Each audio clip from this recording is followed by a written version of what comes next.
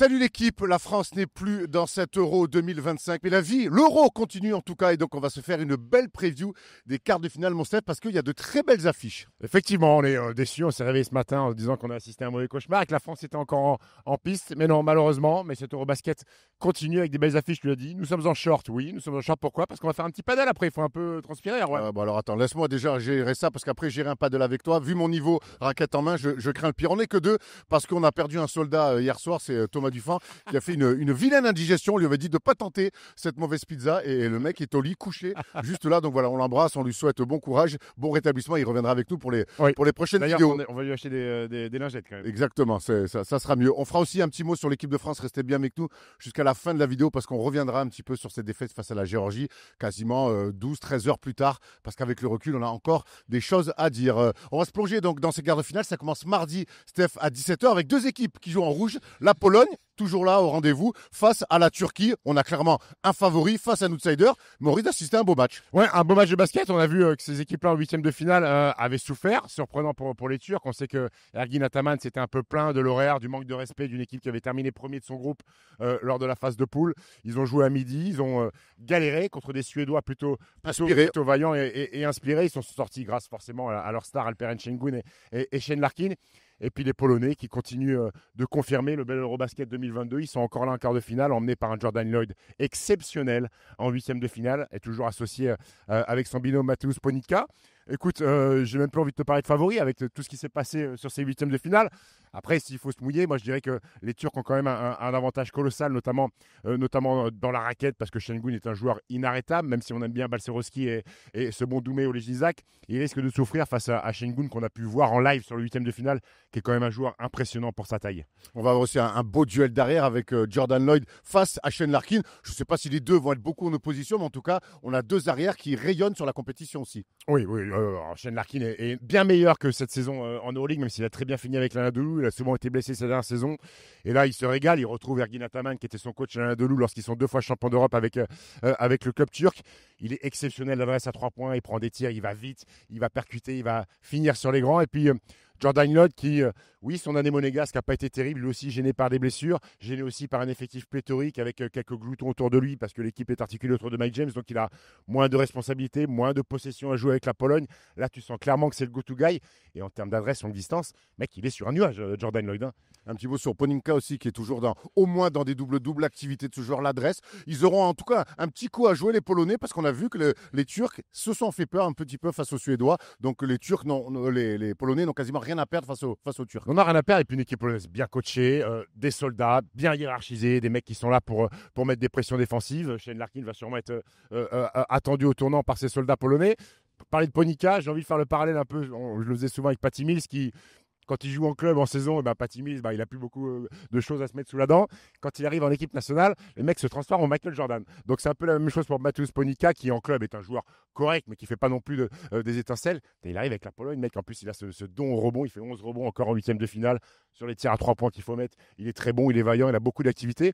Cette équipe de Pologne, moi, elle me plaît beaucoup, Erwan, j'aime bien. Est-ce qu'elle te plaît assez pour voir un nouvel upset dans cet Euro ? J'ai du mal à y croire. J'ai du mal à y croire quand même, parce qu'il y a beaucoup de choses en magasin du côté des Turcs.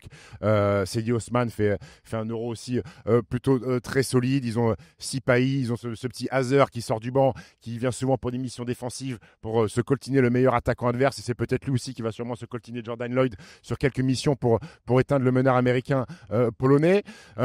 Voilà, j'ai toujours, je vous le cache pas, j'ai toujours beaucoup d'incertitudes sur les compétences techniques, tactiques d'Ergin Ataman.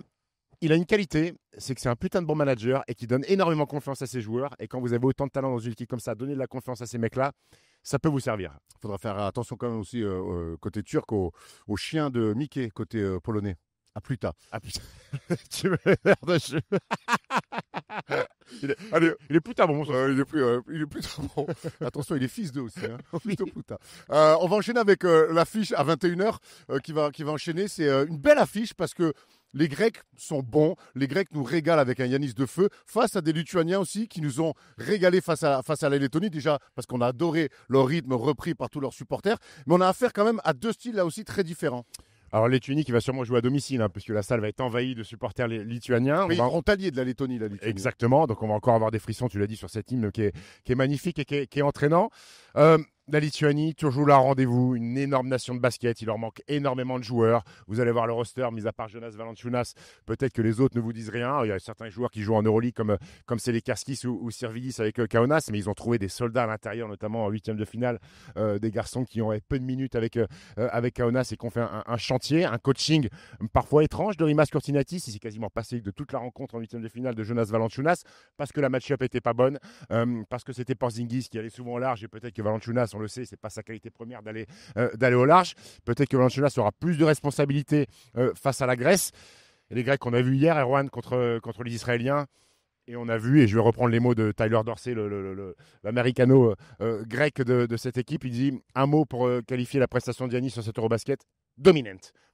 C'est le mot en fait, il y a dominant. Justement, parle-moi de cette match-up. D'un côté, tu me parles de l'utilisation de Valanciunas, qui est bon même dans le peu de minutes qu'il a, mais qui est coaché parce que justement, il peut moins aller au large. Là, face à Yanis, comment on peut imaginer cette match-up Valanciunas-Yanis? Est-ce qu'elle va exister? Est-ce qu'on va voir plus Valanciunas sur le terrain sur ce quart de finale? Je ne sais pas, parce que Yanis joue au poste 5 avec la Grèce. L'avantage pour Valanciunas, c'est que Yanis n'est pas Porzingis, c'est-à-dire que sa qualité première n'est pas le tir longue distance, c'est pas le tir à 3 points. Il a tendance à percuter énormément, à jouer aussi pas mal de post-up. Mais est-ce que Valanciunas a cette mobilité aussi pour tenir même du post-up? Giannis Antetokounmpo qui met dans le vent tout le monde lorsqu'il a le ballon poste bas et sur la traversée de terrain. Valanciunas n'est pas c'est pas Usain Bolt sur les traversées de terrain, Jonas Valanciunas, donc il peut être dans le dur. C'est pour ça que la match-up elle n'est pas très favorable. Peut-être qu'elle est un peu plus favorable quand c'est Kostas Antetokounmpo qui prend le relais de Giannis, mais on a vu hier qu'ils avaient lancé un Samodurov, un garçon de 20 ans qui joue au Pana, qui est au bout du banc au Pana et qui a fait des bonnes minutes, qui fait une belle bascule pour les Grecs hier. Encore une fois, je ne suis pas sûr que ce soit une match-up avantageuse, sauf si Rimas Kurtinatis prend le parti de Valanciunas est sur le terrain, on va donner des ballons post-up et on va faire défendre Giannis Antetokounmpo. Ça peut être un parti pris pour le coach lituanien. Il y aura un vrai duel de coach donc demain entre la Grèce et la Lituanie. Un petit prono, mon Steph? Un petit prono, je vais partir sur la victoire des Grecs, Erwan. Ouais, moi aussi, je vais aller sur les Grecs parce que Giannis est très dominant et Kostas Loukas aussi fait un tournoi de très haut niveau. Attention les Grecs quand même, qui aiment à se faire peur dans les fins de match un petit peu tendus. On l'a vu face à l'Espagne, ils rentrent des ballons facilement. On l'a vu hier aussi, ils perdent un petit peu des ballons bêtes. Attention quand même dans ces fins de match côté grec, mais moi aussi je vais te rejoindre. Même si on a adoré l'académie lituanienne, on imagine, je vois les Grecs passer avec un Giannis qui pour l'instant est clairement indéfendable. On va passer à la journée de mercredi qui va commencer avec le quart de finale surprise. C'est la Géorgie, tombeur de la France. C'est pas la France qui joue la Finlande? Non. Face aux Finlandais, tombeur des Serbes. Ça va être un bon quart de finale avec une équipe qui court, qui joue au basket, qui se passe la balle et face à des Géorgiens très près du texte. Déjà, on aura une énorme surprise pour un de ces deux pays, puisque la Géorgie, pour la première fois de son histoire, est en quart de finale. Un de ces deux pays aura un match pour une médaille. Exactement. Ça sera la grosse surprise et la grosse cote c'était la grosse cote de cet Eurobasket. Écoute, là, c'est un prono qui est compliqué à faire. Il y a une superstar aussi du côté de la Finlande, Lauri Markkanen, fait un Eurobasket XXL. Il est fantastique. J'aime beaucoup cette équipe finlandaise. Il y a de la vie, il y a de la fraîcheur. Il n'y a pas un mot plus haut que l'autre. C'est bien coaché. La Situovi qu'on a vu sur le banc de Strasbourg est épaulée par Timo Rainikko, qui est un petit meneur de jeu à l'époque de l'équipe nationale finlandaise, par Hanno Motola, qui est une légende aussi du basket finlandais. Exactement. Le premier finlandais à jouer à NBA. Hanno Motola, non, tu vas me dire. L'Atlanta Hawks. L'Atlanta Hawks, exactement. Erwan, merci pour. Tu es une bible. Tu es un puits basketballistique. Donc, j'aime beaucoup cette équipe finlandaise. Là aussi, très hiérarchisée. Des bons mecs, Miro Little qui est très bon, cette espèce de la station de ski Valtonen qui a été déterminant sur la fin de match. Antidépresseur. Ouais. Antidouleur. En huitième de finale. Et ils savent jouer au basket, ça fait un moment qu'il y a cette ossature-là. Après, ils affrontent une équipe georgienne qui, bon, on va pas le revenir, a été très surprenante sur ce quart de finale, emmenée par des vieux routiers de l'Europe, Toko Shengelia, Shermadini. Et un Mamou Kelashvili sur le poste 3. Coupe-moi. Je te coupe parce que tu viens de parler de Sharmadini et Toko Shegela. Et en 2009, tu as joué contre eux en fait. On a retrouvé un article de l'équipe que Yann Onoa nous a envoyé. Arnaud Lecomte, pardon. Et tu avais joué contre eux à Riga face à la Géorgie. Tu avais joué contre Toko Shengela et Sharmadini. Exactement, en 2008. Arnaud Lecomte me renvoie la coupure de l'équipe. C'était la préparation pour les qualifs à l'Euro à cette fameuse équipe coachée par Michel Gomez. Il m'a renvoyé l'article. J'avais été bon, 9 points, 7 rebonds, 5 passes. Bien complet. Pas loin du triple de Steph. En 22 minutes. Et à l'époque, il y avait Sharmadini, Toko Shengelia, Tsikishvili, là, sa mère qui était drafté très haut, qui était un flop. Et Zaza Pachulia qui était là. T'en as croisé du beau monde. Croisé, maintenant je suis avec toi, Et là, mon gars. et là, tu te retrouves sur un Maintenant, parking avec des poubelles derrière, en Maintenant, short. Et maintenant, je suis avec Marcin Gortat à faire des. On va faire des couper previews. plus, ça me fait pas rire ce genre de blague. Allez, tu me donnes un petit prono là-dessus, même si je te vois arriver avec ta Finlande. Bah, c'est mon petit coup de cœur, les Finlandais, mais pas cadeau ce match. Ce qu'a montré la Géorgie hier, elle est pas cadeau. Je vais aller sur. Allez, je vais jouer l'upset, gros. Je vais jouer à la Géorgie. Et alors moi, je vais rester sur la Finlande quand même, qui, par leur enthousiasme et puis défendre Markkanen, ça va être compliqué. Mamou Markkanen, ça va être intéressant quand même aussi sur ce match-up de poste de 3-4. Ouais, Quoi, Toko va aussi. Toko va s'y coller aussi, donc ça va être très très intéressant. Mercredi 17h, et on va terminer avec le quart de finale le plus clinquant.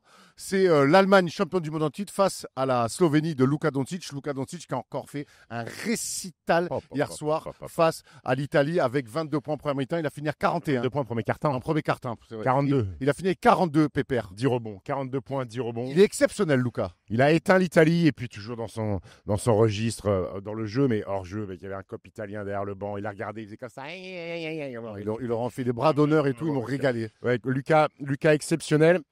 On connaît cette équipe slovène, tout tourne autour de Luka et autour, c'est des shooters. Prepelic a mis des énormes tirs, Muric, Nikolic, l'ancien joueur de Chalon et de Gravelines.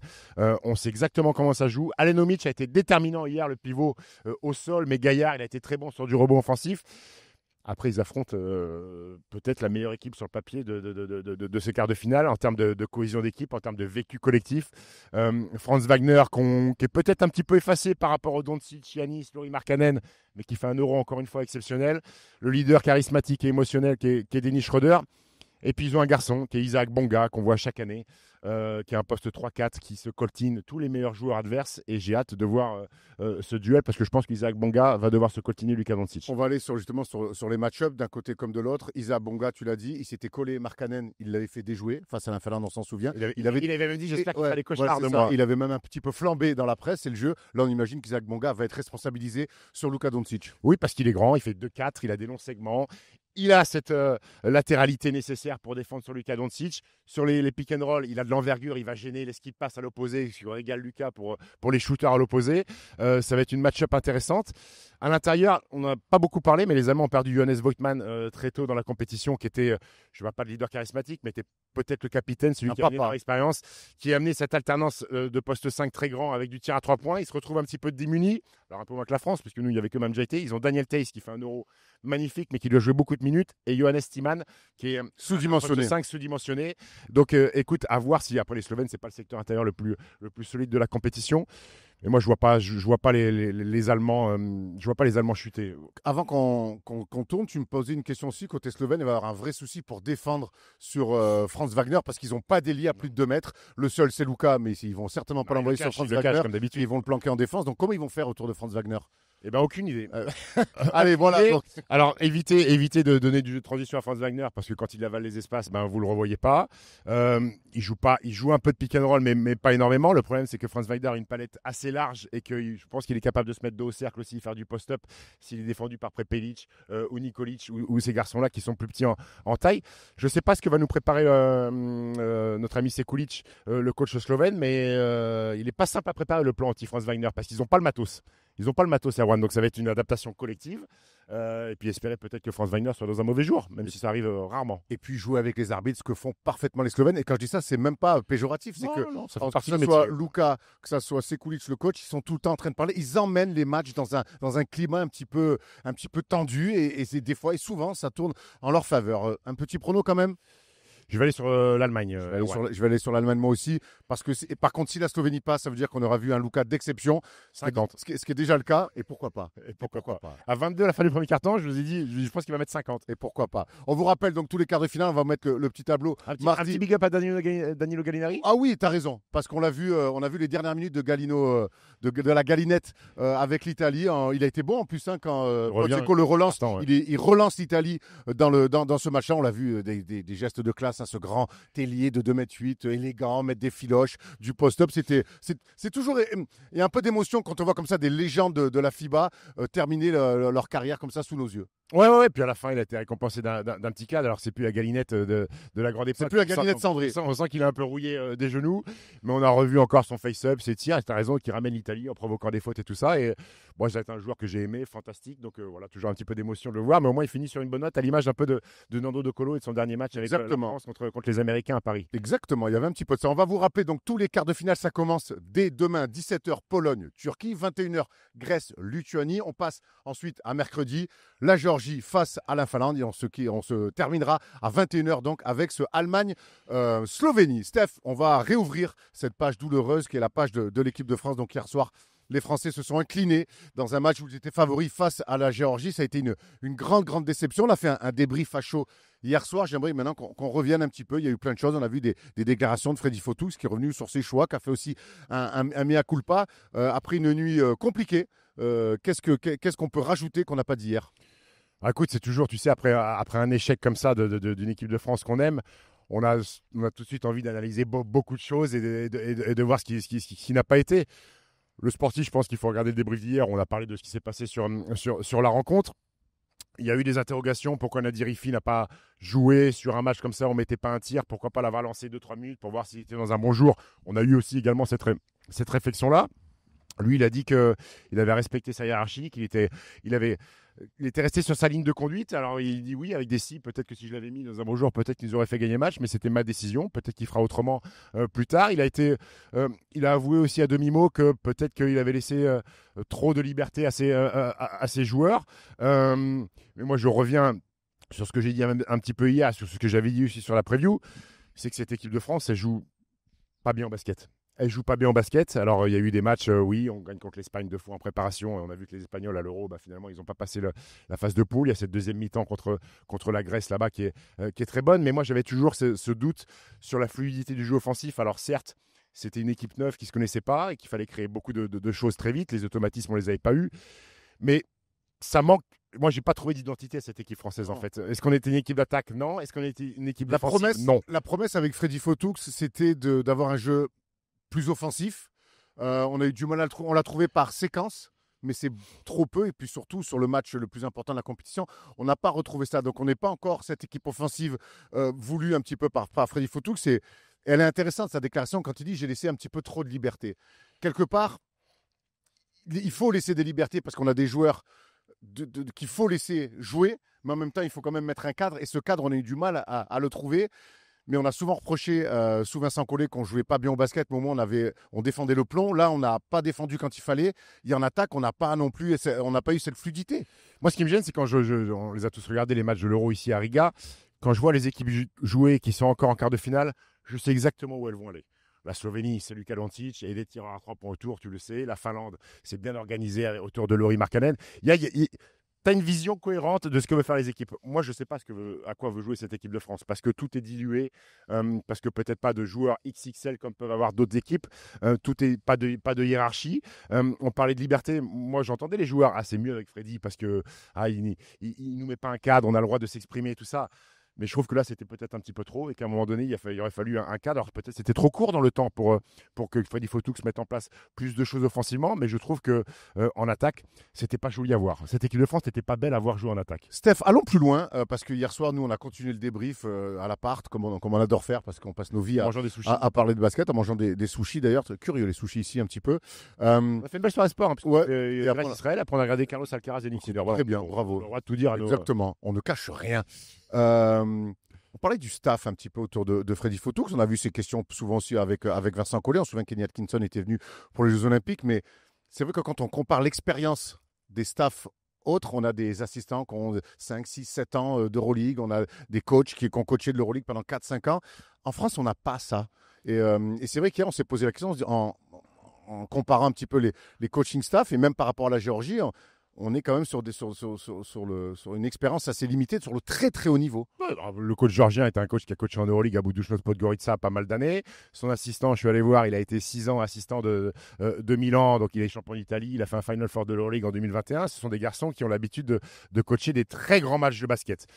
Pourquoi Vincent Collet? Alors, au-delà des résultats, mais à un moment donné, on se posait souvent la question, Vincent Collet, on arrête ou on continue?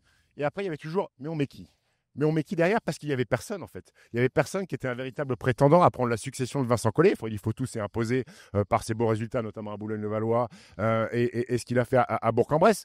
Mais aujourd'hui, on n'a pas un vivier d'entraîneurs français, puisqu'on sait que le credo de la Fédération française de basketball, c'est hors de question de mettre un sélectionneur étranger. Et ça, c'est important parce que dans les commentaires, il y a beaucoup de gens qui disent pourquoi pas de coach étranger, pourquoi pas. En tout cas, la Fédé, depuis des années, dit non, il n'y aura pas de coach étranger, que ce soit chez les filles ou chez les garçons. On ne veut pas de coach étranger. C'est une philosophie, c'est une volonté. Et il y a d'autres nations qui sont comme ça. Voilà, la Serbie, exactement. Donc, on fait avec les coachs nationaux. Et moi, j'ai été surpris quand j'ai vu Freddy Fotou intronisé sélectionneur de voir son staff. Je trouve qu'on a peut-être laissé trop à des amitiés plutôt qu'à des compétences du très haut niveau. Mais le problème, c'est qu'aujourd'hui, on a 3 équipes d'Euroleague en France. Erwan, une qui est Monaco, coachée par Vassilis Panoulis, qui est sélectionneur de la Grèce. Le Paris Basketball, qui était coaché par Leslie Tuovi et par Thiago Splitter, qui sont des entraîneurs et qui va être coaché par un coach italien. Et qui va être coaché par un Italien la saison prochaine. Et l'Asvel, coaché par Pierrick Poupé. Voilà ce qu'on a. En fait, on a un entraîneur français qui entraîne en Euroleague. Quand je vois les assistants, et c'est pas faire un joueur Lolo Villa qui a été mon assistant, j'ai partagé des saisons avec lui. Là, c'est la famille. C'est la famille. Lolo Villa, il a coaché Cholet, il a été magnifique avec Cholet. Pas de coaching sur des grands matchs, pas de coaching en Euroleague. Je vois Brian George qui a une ascension phénoménale, qui est fantastique en termes d'analyse vidéo et qu'aujourd'hui, qui fait partie intégrante du staff des Hawks d'Atlanta, mais qui n'a pas non plus ce background Euroleague, parce qu'on parle d'un Eurobasket, on parle beaucoup de NBA. Mais parfois, le vécu Euroleague, il est quand même plus important sur l'importance des possessions, sur les momentum à jouer. On n'a pas ça. Joe Gomis, très bien, ancien grand joueur de basket. J'ai aucun problème parce qu'on voit dans les sélections qu'il y a des anciens grands joueurs aussi qui sont sur le banc. Et je trouve que c'est dommage et je trouve qu'on a une carence à ce niveau-là. Et ce n'est pas pour jeter la pierre à Lolo Villa ou à Brian George ou à qui que ce soit. Mais le problème, c'est que parce qu'on a passé la soirée à réfléchir à qui. Il n'y a personne, Erwan. Alors, on me dit Kenny Atkinson. Oui, Kenny Atkinson était prétendant peut-être à être coach de cette équipe-là, mais la problématique, c'est qu'il est coach NBA et que pour les fenêtres, c'est quand même embêtant de ne pas pouvoir disposer de son sélectionneur à temps plein. Peut-être qu'on lui a reproposé d'être assistant et que lui, il avait comme ambition peut-être d'être head coach de l'équipe de France. En tout cas, c'est une grosse perte, Kenny Atkinson. Les joueurs nous l'ont dit à Paris 2024, lorsque la phase de poule s'était mal passée, que Kenny aussi avait un petit peu fait bouger tout ça avec Pascal Donadio notamment. Mais qui, Erwan, aujourd'hui, peut-on mettre sur le banc de l'équipe de France pour épauler, parce qu'on rappelle que Freddy est aussi un jeune coach encore, qui pour mettre sur le banc pour épauler Freddy Fotoux avec une expérience de très très haut niveau? Dis-moi. Ah ben, on a eu 2 heures de discussion hier, donc dites-nous dans les commentaires. Hein, si des jeunes coachs. Julien Mahé, Guillaume Visa, qui sont les très jeunes coachs. Mais il y a un an, Guillaume Visa n'avait pas coaché un seul match de Betclic Elite. Alors il a confirmé avec le MSB en gagnant la Leaders Cup. Et Julien Mahé, ils sont encore des jeunes coachs. Ils n'ont pas ce truc de Euroleague et d'avoir coaché. Il n'y a personne. Vincent Collet, pour être assistant.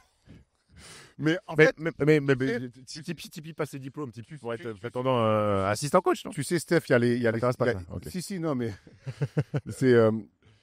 En fait, j'ai l'impression qu'on est avec cet été compliqué. Alors attention, l'été dernier, on sort d'un été où on est tout feu, tout flamme avec 2 titres de vice-champion olympique et c'est fantastique. On a un titre de champion d'Europe chez les jeunes aussi. Bref. Mais j'ai l'impression qu'on est aussi à un carrefour cet été où on est en train faudrait peut-être repenser toute la philosophie du basket français autour des coachs, autour de la formation. On voit que finalement, quand on dit qui, il n'y a pas grand-chose. Quand on voit les pourcentages à 3 points des équipes de France, on dit est-ce qu'il y a une philosophie à revoir, une formation à revoir? Est-ce que tu as l'impression, tu as cette sensation qu'on est aussi peut-être à un carrefour? Il faut peut-être repenser certaines bases qui ont quasiment 20-25 ans autour de la formation des coachs et des joueurs. Écoute, j'ose espérer qu'avec ce qui s'est passé cet été pour les équipes de France jeunes et seniors, il va y avoir un débrief de fait, une remise en question. La chance, c'est qu'il n'y a rien l'été prochain. Donc ça nous laisse quasiment... Coupe du Monde des filles. La Coupe du Monde des filles, mais ça nous laisse quasiment chez les hommes 2 ans de travail pour perfectionner tout ça, pour être prétendant à la Coupe du Monde au Qatar. Il faudra se qualifier, bien sûr, par l'intermédiaire des fenêtres internationales. On rappelle que cette Coupe du Monde du Qatar, elle est qualificative pour Los Angeles 2028. Donc il faudra plutôt être bon et performant si on ne veut pas voir LA et Snoop Dogg à la télé sur le canapé. Il faudra être au complet. Exactement. Faudra être au complet. Donc oui, il y a des choses à revoir, mais il y a des bilans qui sont toujours faits après chaque compétition. Hors de question pour moi de remettre en cause Freddy Fotoux, qui vit sa première année de sélectionneur et qui sera encore en place sur la Coupe du Monde. Sinon, on s'en sort plus. 27, sinon, on s'en sort plus, bien sûr. Mais je pense qu'il y a des choses à organiser, à mettre en place autour de lui pour l'aider, pour l'épauler aussi. Et j'espère que la fédération française fera ça. Et pour parler de la fédération française... tous les grands coachs de cet Euro ont des assistants qui ont un vécu de plus. Je ne veux pas vous trahir de cacher des secrets et trahir des choses. Gianmarco Pozzecco est un petit coach de basket. Belle conférence de presse hier. Belle conférence de presse, il est très bon. Il est I très don't give bon. a fuck. Il nous régale.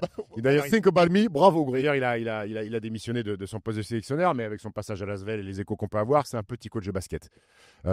Sur le côté charismatique, émotionnel, c'est bien, mais ce qu'il propose, c'est un peu faible. Il a à côté de lui un assistant qui est l'assistant de Pierrick Poupé À Lasvel. À Lasvel. Tous les joueurs me disent qu'il est exceptionnel, l'assistant, qui a un haut niveau de compétence, qui a été assistant dans des grandes équipes. Il est épaulé. Et on ne va pas vous faire la sélection par sélection. Je l'ai fait ce matin. Il y a des assistants, ils ont tous des degrés de très haut niveau, ou alors les head coachs eux-mêmes ont été des énormes coachs d'Euroleague.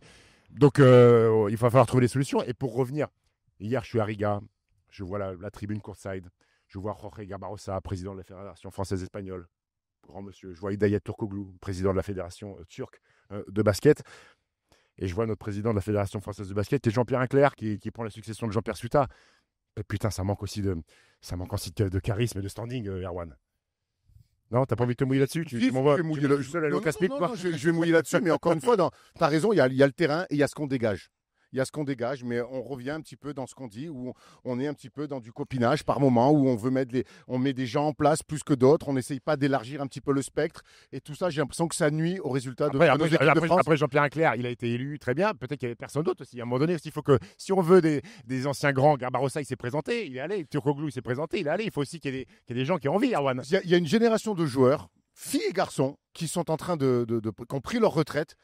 Et quand je vois dans les autres fédés comment l'implication qu'ont les anciens joueurs, alors il y a Boris Dio qui est GM, il y a Céline Berck qui est GM chez les garçons et chez les filles, mais je pense qu'il faut avoir une autre vision et une vision de gens qui ont été plus proches du terrain que proches des bureaux. Et je te rejoins complètement là-dessus, donc tu veux pas que je me mouille, si je me mouille, mais c'est vrai qu'on dégage pas non plus, je trouve, on pue pas le basket, pas assez à mon goût en tout cas, avec le vivier et les ambitions qu'on veut avoir. Ouais. Donc, voilà. On est un peu dur parce qu'on est triste aussi et on est déçu. On a surtout c'est des bonnes réflexions à avoir. Aujourd'hui, c'est des actes de progression. Il n'y a rien de personnel. Chaque fois, il faut arrêter de croire que tout est personnel, qu'on attaque des gens personnellement. On ne fera jamais ça. Mais par contre, il y a des réflexions à avoir. Et ce qui est bien quand on est dans des compétitions comme ça, au cœur des compètes, c'est qu'on voit les autres pays. C'est qu'on voit comment ça se passe ailleurs. Donc voilà, on a juste envie d'en discuter. On aime l'équipe de France. On n'est pas chargé, nous, du développement des équipes de France de basket. On est des journalistes ou des consultants. Et on voit ce qu'on pense avec l'amour qu'on a pour cette équipe de France. Voilà, après maintenant, on espère qu'il y aura des choses qui vont bouger, mais on n'a pas de doute sur le fait qu'après un été comme ça, il y aura forcément des axes de réflexion et on espère quelques changements. Oui, puis on espère aussi surtout retrouver nos joueurs qui nous ont manqué, les Victor Wembanyama. J'espère qu'Ivan Fournier sera peut-être encore là en Cannes en 2027 et qu'il continuera d'être bon avec Olympiakos. J'espère que Mathias Le Sort va être au top avec le Pana et que sa blessure va se remettre, que Vincent Poirier aussi va pouvoir faire une belle saison et se soigner comme il faut. On a besoin aussi de nos forces vives parce qu'à un moment donné, cette équipe-là, c'était une équipe de rookies et d'amateurs. Mais c'est mais c'est l'une des raisons aussi de l'échec de cet été-là. C'est pas la seule, mais c'est qu'il y a eu beaucoup d'absents, beaucoup trop. Donc, c'est toujours pas. Il y a un problème de forme sur le fait qu'il y ait des blessés. Il y a un problème de fond sur le coaching staff jeune, les gens autour de Freddy Fotoux, la culture aussi du basket français où on n'arrive pas à mettre un tir. Alors certains diront que oui, on se prend pour des ex-yougoslaves, oui ou pas ou non, mais en tout cas, moi je vois quand même la plupart des nations qui sont beaucoup plus à droite que nous. Donc après, où on va dans la culture, bon bref, c'est toujours pareil dans la formation, mais c'est des débats passionnants. Et encore une fois, il n'y a rien de personnel, c'est juste, ça nous intrigue, on a envie de savoir, on a envie de comprendre, et surtout on a envie de voir les équipes de France briller. Bien sûr, et puis après pour les gens qui disent Freddy Fotoux, ça fait une énorme erreur de partir qu'à 4 intérieurs. Je vous rappelle qu'Alexandre Sarr s'est pété en cours de compétition. Je vous rappelle qu'on a essayé de faire venir un mec pour remplacer Vincent Poirier et qu'on a appelé tout le monde. Et d'ailleurs, c'était même moi le dernier numéro sur la liste pour essayer de... Moi, ils m'ont pas appelé. Et qu'à un moment donné, tu peux pas non plus aller sonner à la porte des joueurs pour supplier les gens et se mettre à genoux en disant de venir jouer pour l'équipe de France. Donc la blessure d'Alexandre Sarr nous a fait mal, même si ça restait un jeune joueur, rookie à ce niveau-là. Mais on a vu qu'il aurait pu nous apporter des choses. Donc voilà, toutes ces choses-là entremêlées ont fait que aujourd'hui, la France est en dehors de l'Eurobasket. Et puis, c'est pas la première déconvenue d'une équipe de France, fille ou garçon. Et puis, par contre, ce qui est la force de ce basket français, exactement, c'est qu'on a toujours su rebondir. Donc voilà, on y croit. Il y aura une Coupe du Monde pour les filles en septembre. On espère qu'elles seront complètes elles aussi parce qu'elles ont besoin d'être complètes pour faire un nouveau gros coup au niveau international. Et puis, les garçons, on les retrouvera à la Coupe du Monde au Qatar. Là aussi, on espère au complet pour faire un nouveau gros coup. Voilà, c'est comme ça le sport. Il y a des étés où ça va, il y a des étés où ça va pas. Le tout, c'est qu'entre les deux, faut se poser les bonnes questions. Voilà. Et toi, tous les étés, ça va, mon grand? Ben, plus ou moins, ouais, c'est plutôt pas mal. Écoute, nous, on a le meilleur métier du monde, donc, et on a la meilleure position du monde parce qu'on regarde et on dit ce qu'on pense bien ou pas bien. Voilà, et certains, ça fait râler certains, mais qu'est-ce que je te dis? C'est notre métier. Nous, on aime nos équipes de France et on sera toujours derrière nos équipes de France. Et là, on va faire un paddle et je débrieferai ta prestation. Ben, elle va être dramatique, hein, je te dis tout de suite. Hein. Je suis vraiment là pour faire le nombre. Hein, je te dis direct. C'est le dernier mec dans la cour de récré que tu choisis. Tiens, allez, viens jouer et faire le nombre. Allez, on se retrouve pour la suite de la compétition. Il y aura des débriefs de ces quarts de finale, évidemment. Et puis, on se retrouve sur First Team, sur les réseaux sociaux, sur tout ça, pour vivre la fin de cet Euro qui va être passionnante. Ouais, et merci Jérém d'avoir été là ce matin avec nous. Merci et bon courage à Thomas pour cette belle indigestion.